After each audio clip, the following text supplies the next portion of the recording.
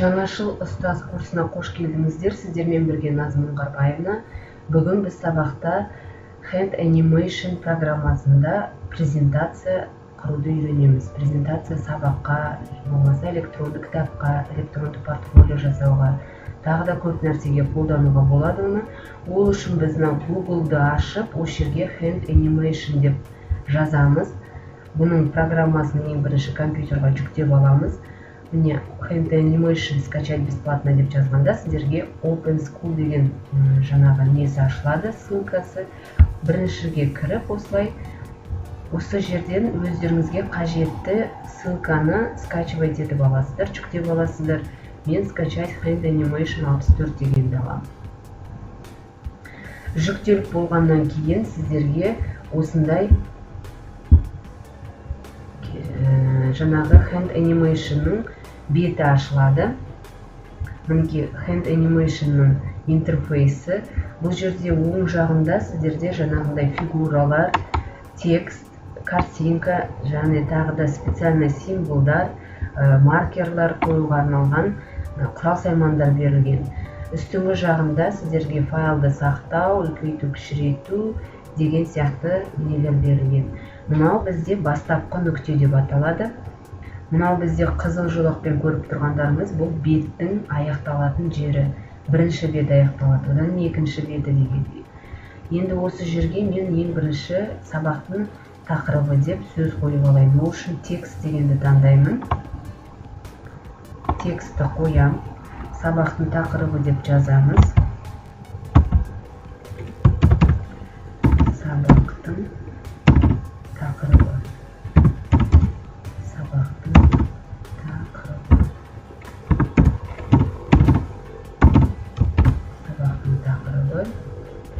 Енді одан кейін мынандай шыққан сызықшаларды өшіріп отырасыздар. Ол үшін delete деп батырмасын басып. Енді сабақтың тақырыбы деп жаздық. Бұл жерде жаңағы мынаны белгілеп алғаннан кейін мына жерде настройкасы шығады. Осы настройканың ішінде шрифт өзгерте аласыздар. Болмаса жаңағы түсін өзгерте аласыздар. Мен түсін өзгертейін, мысалы көк түске. Сабақтың тақырыбы.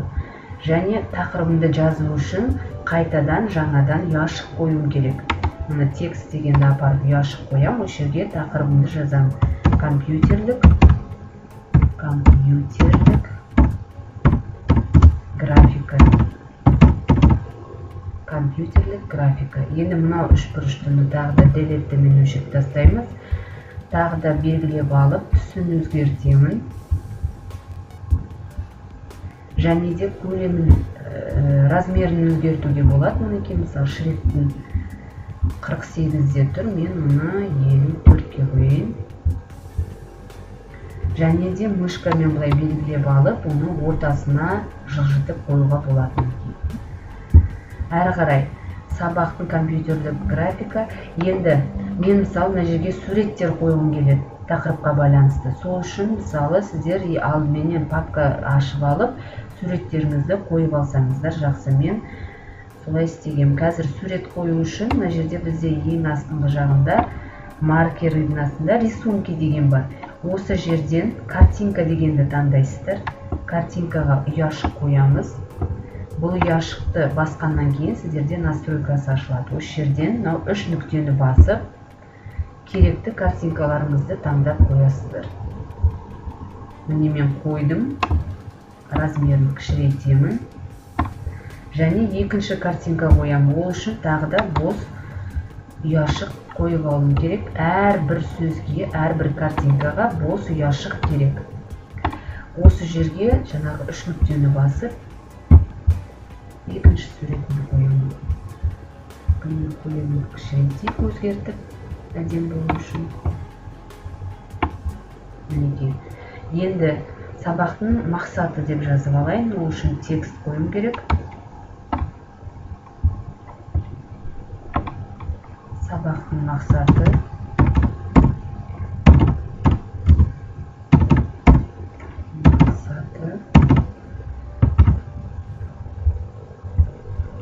Кішкене үлкейтейік.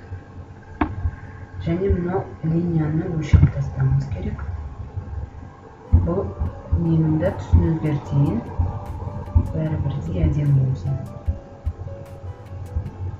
Мінекей. Енді жаңа мен сіздерге айтып өттім, мына бізде бастапқы нүкте дедім.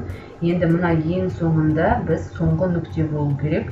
Ол соңғы нүктені біз ең астына түсіріп, мына жерде настройкаларды пустой объект деген бар.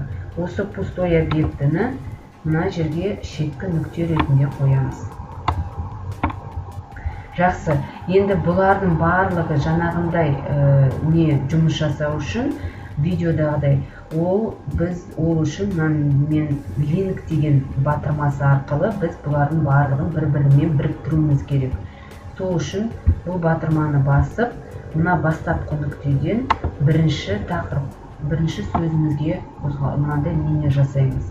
Міне содан кейін олар бір-бірінен ешқайда кетпейді, бір жобада тұрады. Келесі тағы да линкті басып, бұл тақырыппен мына тақырыпты бір-бірімен байланыстырамыз. Тура осылай барлығын бір-бірімен байланыстырамыз. Так, менікі қателік кетті, қазір отменитті жасайын.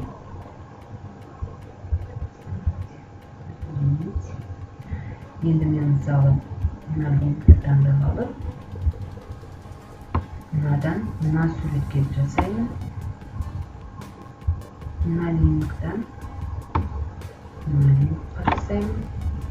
Мына сурет екеуін және мына суреттен мына тақырыбымды байланыстырамын. Мына тақырыппен жаңағы ең соңғы нүктемізді міндетті түрде байланыстырып аяқтаймыз. Мінекей бәрі бір-бірімен байланысты. Енді мына соңғы нүктемізді белгілеп аламыз. Мына жерде бізде настройкасы ашылады. Осы настройкада мына количество кадров деген жерге 100 деген санды жазамыз. Болды. Енді файлға кіріп, сохранить картты басамыз. Сохранить карттың ішінде біз өзінің файлын жүктеп аламыз. Енді экспортировать как видео дейміз. Мен алдында сақтап қойған, мінекей осыған сохранить заменить деймін.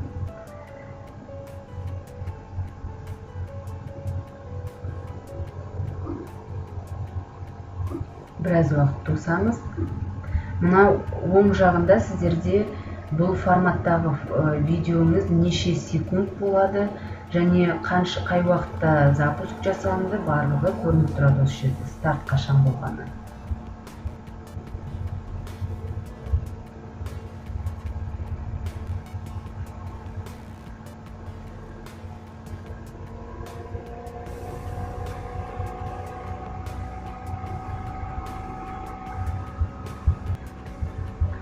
Мінекей аяқталды.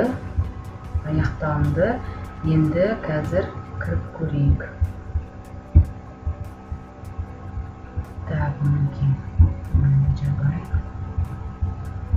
Animation папкамызға кіреміз. Міне осындай видео сабақтарды жасауға болады бізге. Барлықтарыңызға үлкен рахмет. Менің курсыма жазылыңыздар, тіркеліңіздер, осындай көп дүниені бірге үйренеміз. Сау болыңыздар.